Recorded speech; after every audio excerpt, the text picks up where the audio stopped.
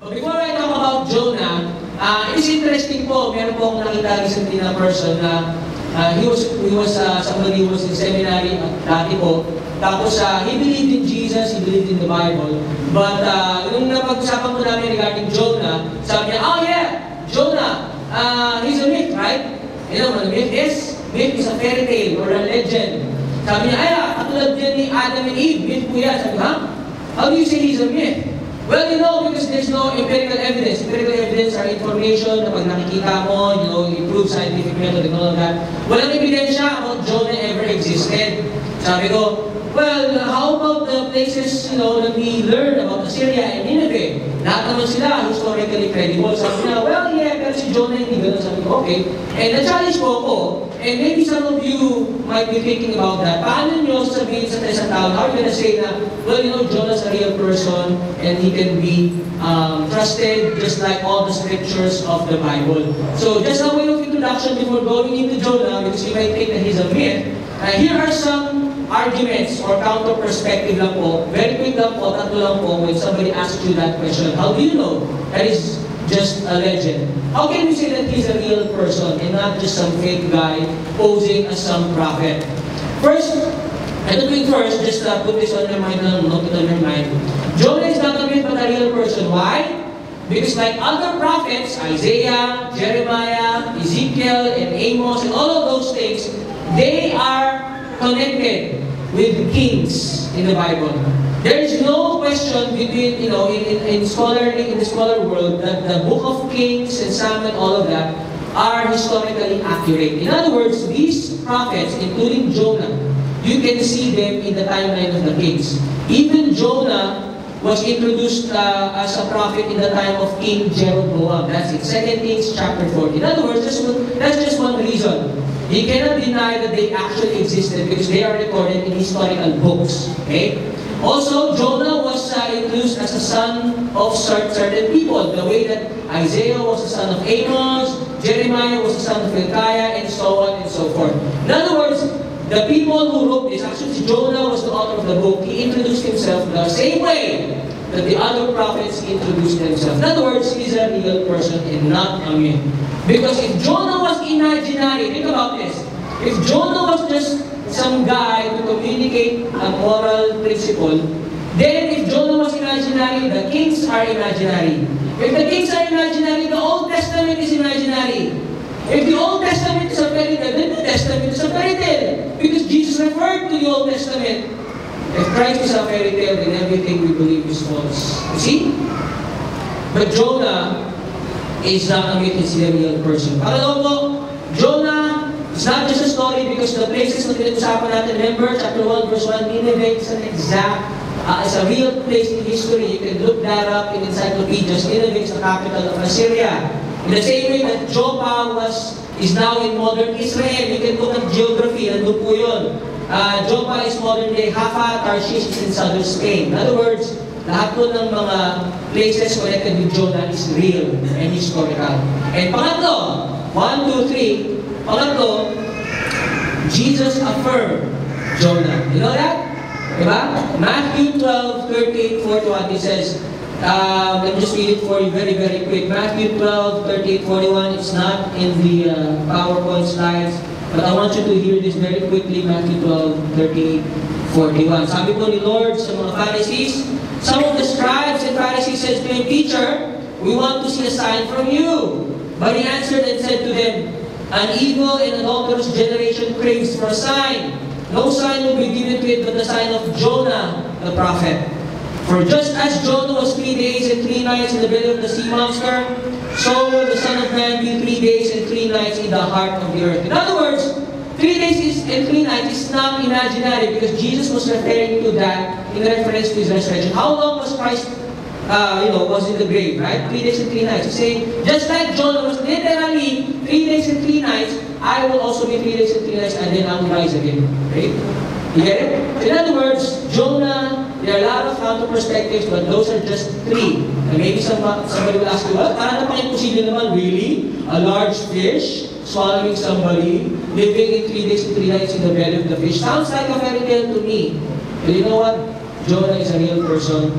The places connected to him are real, Christ himself testified Jonah was a prophet.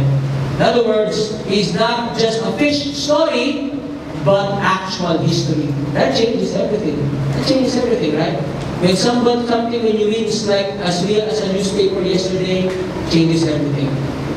So now, just, yun po yun, just to establish that, we're going to go now to a continuation of our discussion about Jonah. The next week po, we're going to start a little bit of series about Christmas. Ngayon, natapusin na po natin ito. Then we'll continue pagdating po ng New Year. So, Jonah, ang pangatlo po nating topic today, chapter 2, verse 1 to 10, we're going to see Jonah's prayer, deliverance, and humility. Now, a brief recap po for all of those who were not with us for the past 2 weeks. Next slide, please. Ito po ang story ni Jonah in chapter 1, verse 1 to 3. Ang story po ni Jonah, Jonah was asked by God and commissioned to go to Nineveh. Nineveh is the capital city of the Assyrian Empire. You can look that up in history, that is actual historical account. And ang sabi po ni Lord Jonah, go to Nineveh and preach repentance to these people. Yan po ang city of Nineveh, they were already advanced mathematics and architecture and all that. But the problem is they worship different gods and goddesses. And also the problem po, Assyria, according to history, was one of the most brutal empire across human society. You know, they always, what they did with slaves, they killed them and impaled them alive. They chopped their heads, their noses, their limbs, their arms, and they burned them alive, and they sacrificed children and people to their gods. That's how wicked they are. You can look that up as well in secular history. So sabi ni Lord, punta ka dyan and preach repentance to these people because I love them, I want them to live and turn to me, and then I may forgive them. So ano po nangyari? Ano naging response ni Jonah? Sabi, Jonah fled from Nineveh, pumunta ng Joppa, again, those are actual geographical places, and he went as far as Tarshish. Ano po malayo? Tarshish. Instead of going east, he went west. 500 miles Nineveh. From Gath Hepher to Nineveh, 500 miles, he went 2,500 miles to Tarshish. In other words, Jonah ran away from God's call. So, nangyari po, what we learned is when Jonah was running away, God tried to pursue him. Yung po yung verse 17. Next slide, please. When the Lord pursued him, how did God call his attention?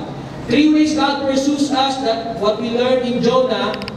Una-una, God pursued him through nature and natural means, right?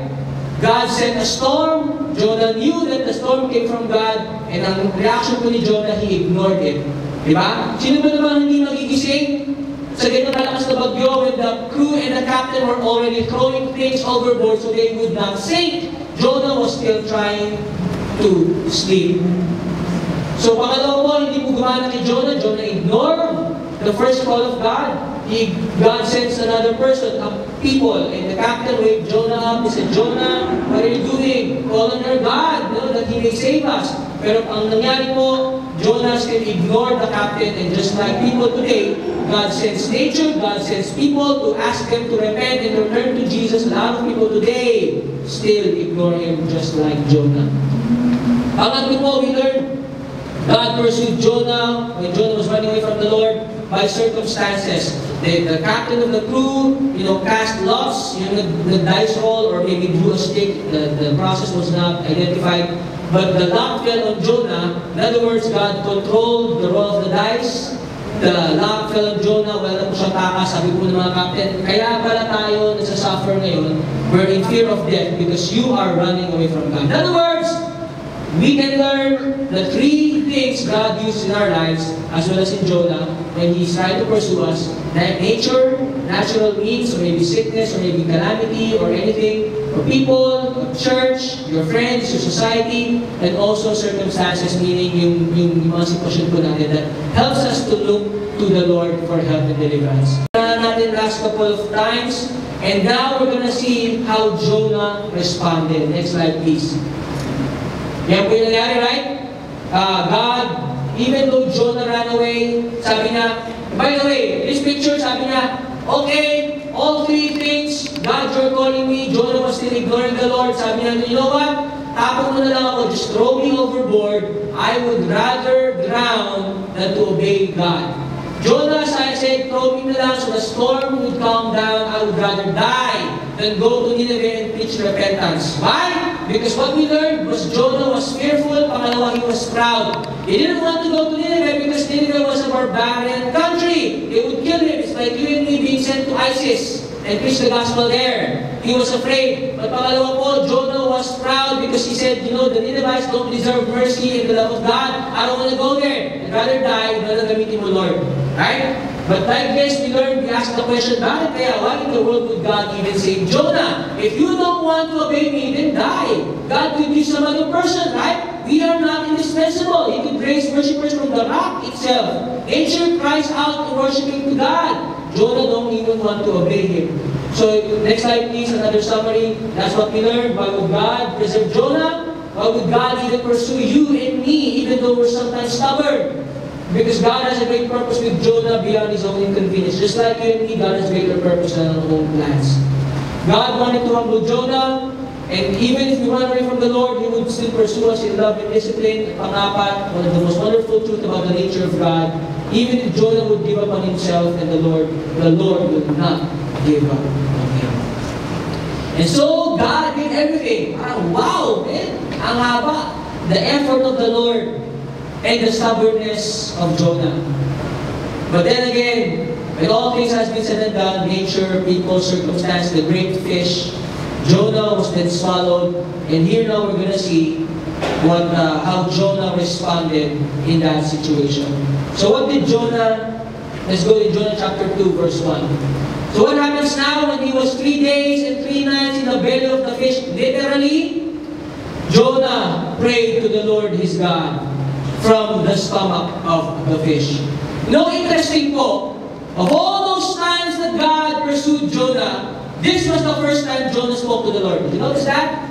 All throughout chapter 1, when the storm came, when the captain on the back, at ginising po siya, when the circumstances, the lock fell on Jonah, Jonah never spoke to the Lord. When Jonah ran away, he didn't even say, Lord, you know, this and that. No, he just ignored him and ran straight the opposite way. This was the first time, after realizing so many things, 3 days and 3 nights, and all those things that the Lord did to him, Jonah spoke and says, Lord, now I'm going to talk to you. For the first time, Jonah talks to God. From the beginning, he was either silent, he ignored the Lord, he talks to the sailors, but he doesn't talk to the Lord.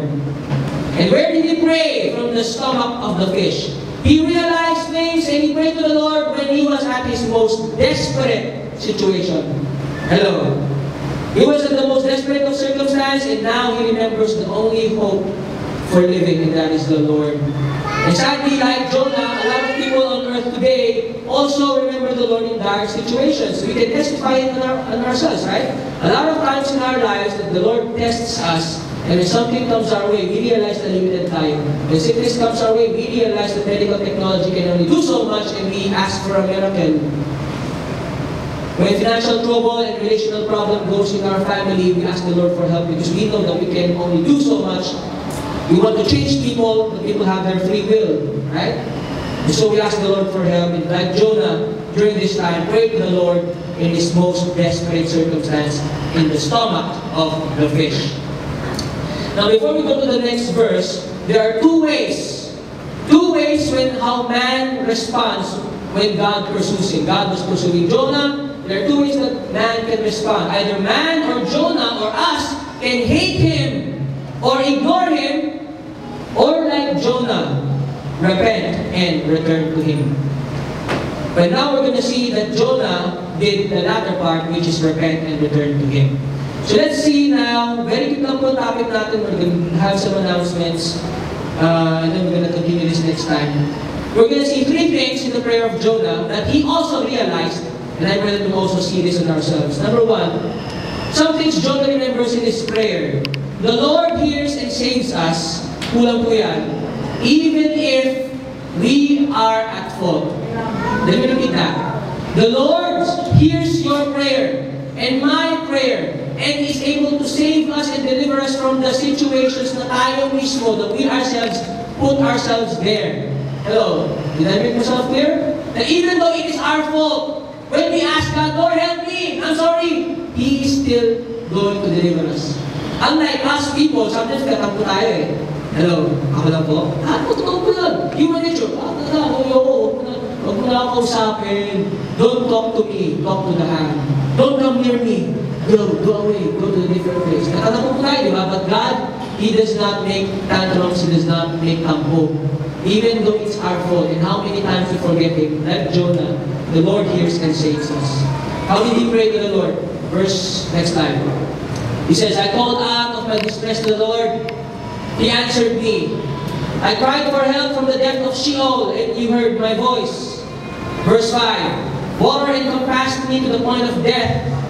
The great deep engulfed me. Weeds were wrapped around my head. I descended to the roots of the mountains. The earth with its bars was around me forever.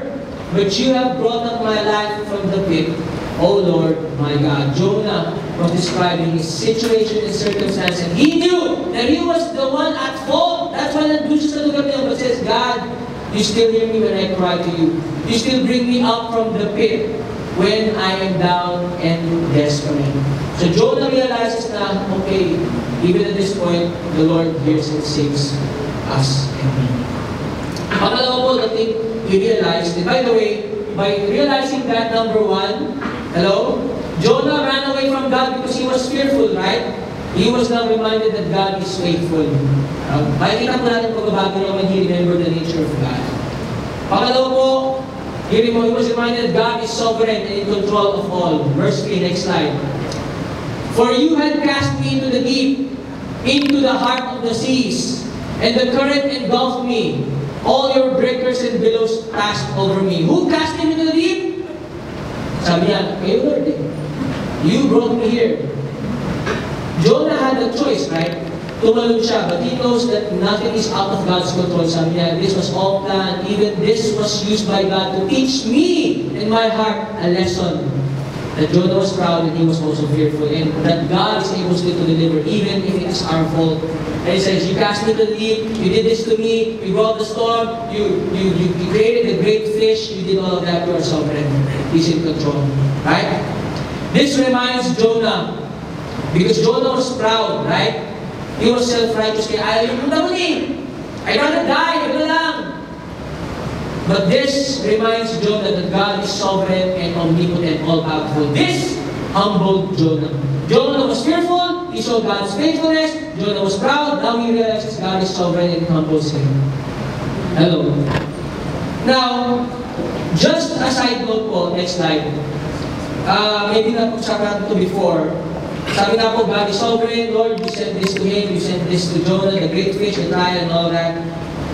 If God is sovereign and is in control, what about those things that bad circumstances or undesirable circumstances happen in our life? If you're in an undesirable circumstance, financial trouble, relational trouble, physical health, illnesses, if those things happen in your life, like Jonah, he was in the belly of the fish, why is it that God sends it our way? Why is it that God allowed Jonah to go into the belly of the fish? Why didn't just God, speak to him directly and all of that? Why? Because here are some reasons that we can conclude. If you are a believer in Jesus, if you follow Christ, and there's problem in our lives, and then, now and in the future and even the past, you might ask, Lord, why are you allowing this to me? There are at least two reasons for that, like Jonah, because it is a test of faith. Right? It is a test of faith for you and for me. Remember the verse in James chapter 1? Consider it all joy, my brethren, when you encounter various trials. Why? Because knowing that the testing of your faith produces endurance. And let endurance have its perfect result, so that you may be perfect and complete, lacking in nothing. When things don't go our way, it is one thing. God may be testing our faith. Just like God allowed the fish and the storm and the circumstances pursuing Jonah, it was testing Jonah's faith. Pangalawa, if you're a believer of Christ, you're experiencing bad times and trouble, it could also mean discipline. What is said in Proverbs chapter 3, verse 12, sabi doon, for whom the Lord loves, what? He reproves or He disciplines, even as a father corrects the son in whom he delights. In other words, not just test of faith, but it could also be discipline. Either of the two, pero we know that in the case of Jonah, he was being disciplined. Right? Sabi niya dun sa verse 4 and verse 4 na, sabi niya, Lord, you have cast me out and expelled me from your presence. Alam niya, Jonah was committing the sin of disobedience, and God was disciplining him. Lagi natin sabi, uy, makinig ka na, baka haluin ka ni Lord. May ganun joke, di ba? Sabi na, uy, kinakalabit ka ni Lord ngayon, makinig ka. Di, okay lang yan! Sasabihin ng iba, uy, baka paluin ka ni Lord. Maybe the Lord will smack you. True, God does discipline these people. And sometimes that is something, ito yung problema eh. This is the problem with health, wealth, and prosperity gospel. I don't know if you heard about it. Health, wealth, and prosperity, that come to Christ and all that, all things gonna go well with you, you're gonna be blessed, you're gonna be rich, you're gonna have a new car, and condominium, and house, and lot, you're gonna have this, you're gonna have that. That's not completely true. They leave out the justice and the strength and the holiness of God. That is a damning gospel. That is why for health, wealth, and prosperity, if you heard people like that, double check again. Double check again. It's for our own soul and benefit. Don't believe it. God disciplines His people.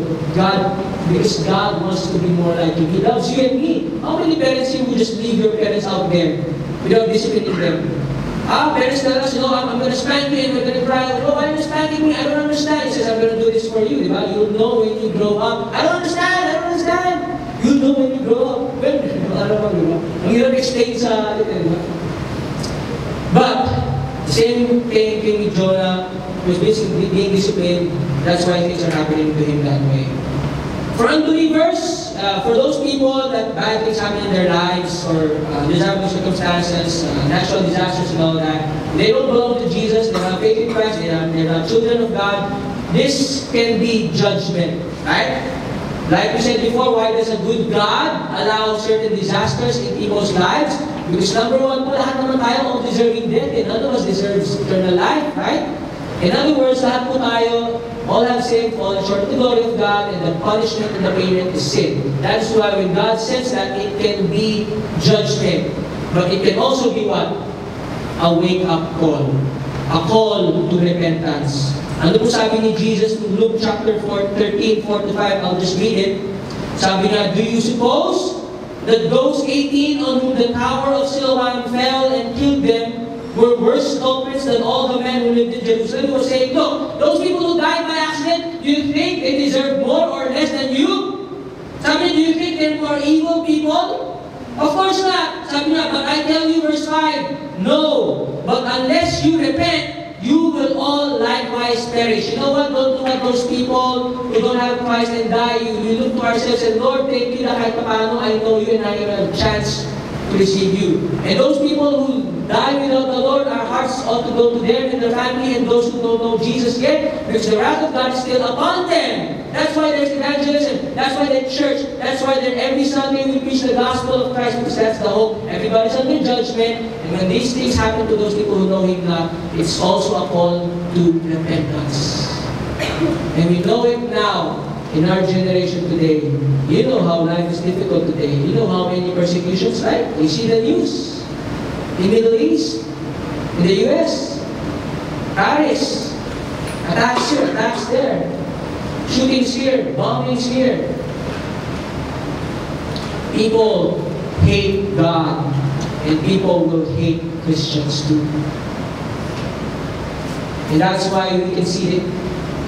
Sabi nga po, why do these things happen? Why does God allow terrorist extremists to bomb restaurants and fire Kalashnikovs upon them? Sabi niya, sir, why does God do this? Why doesn't God stop the trigger? We're talking about God's sovereignty, right?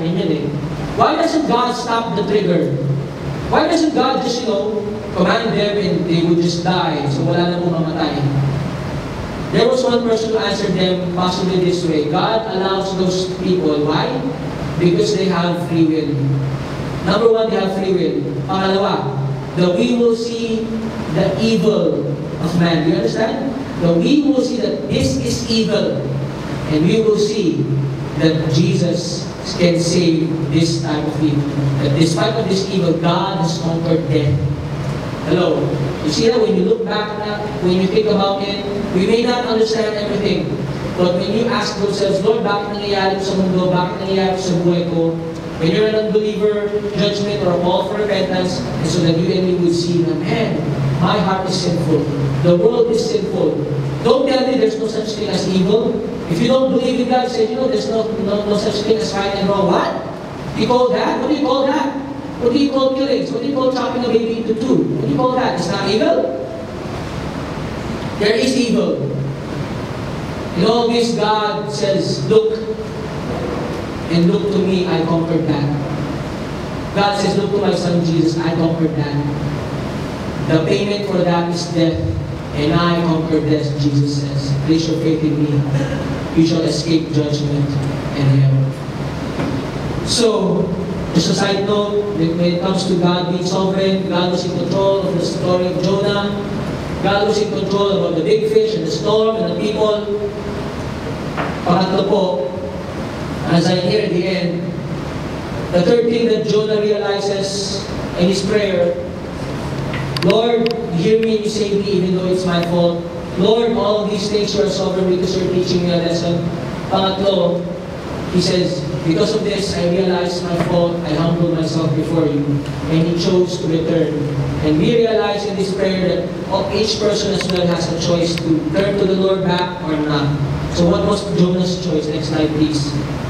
While I was fading away, ito po yung patapos ng prayer niya, I remembered you, Lord. And my prayer came to you into your holy temple. Those who regard vain idols forsake their faithfulness. But I will sacrifice to you with a voice of thanksgiving. That which I have vowed I will pay. Salvation is from the Lord. And everything has been said and done. When Jonah went through all those trials and he ignored the Lord and suddenly God disciplined him, he realized, sabi niya, Lord, this one, hindi naman kayo mali ako eh. I'm the one who's fearful. I'm the one who's disobedient. I'm the one who's proud and self-righteous. What am I bragging about? And that situation humbled Jonah. And Jonah says, Lord, yes, Lord, forgive me. I repent of my sins. If other people forsake you, verse 7, I will remember you, I will sacrifice to you because you are the one who called me and saved me. This is true repentance. This is not just remorse. Many people out there are so sorry. But this is repentance because he says, you know what? That which I have vowed, I will obey. Sabi, Lord, I'm going to obey you now. I realize my wrong. I realize my mistake. I've gone so far from you, run away from you for so long. But now I'm going to return to you because I love you and you love me and you pursue me relentlessly. And so when Jonah prayed that prayer, verse 10, what did God do as a response? The Lord commanded the fish, and it vomited Jonah up onto the dry land. When Jonah humbled and submitted himself to the will of the Lord, God delivered him. In humility, there is deliverance.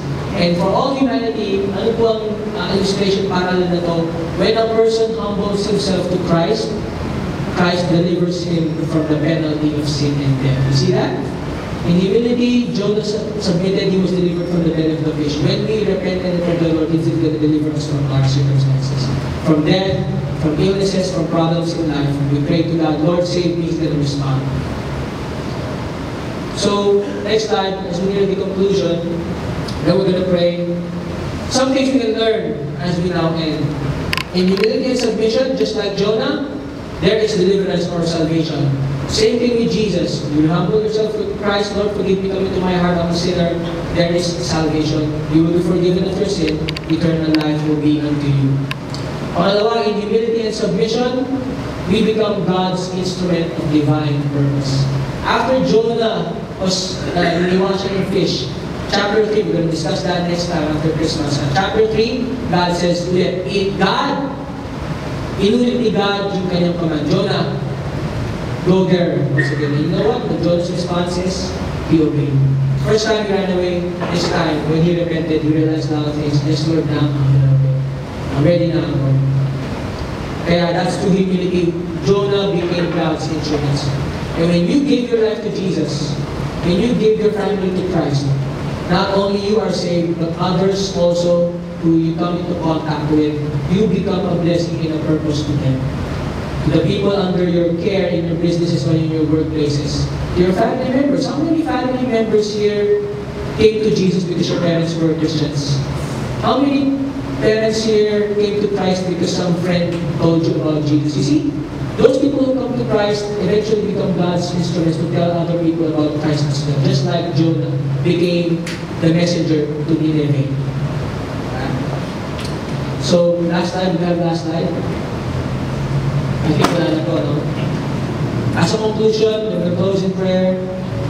Jonah, listen to this, Jonah ran in fear and in pride.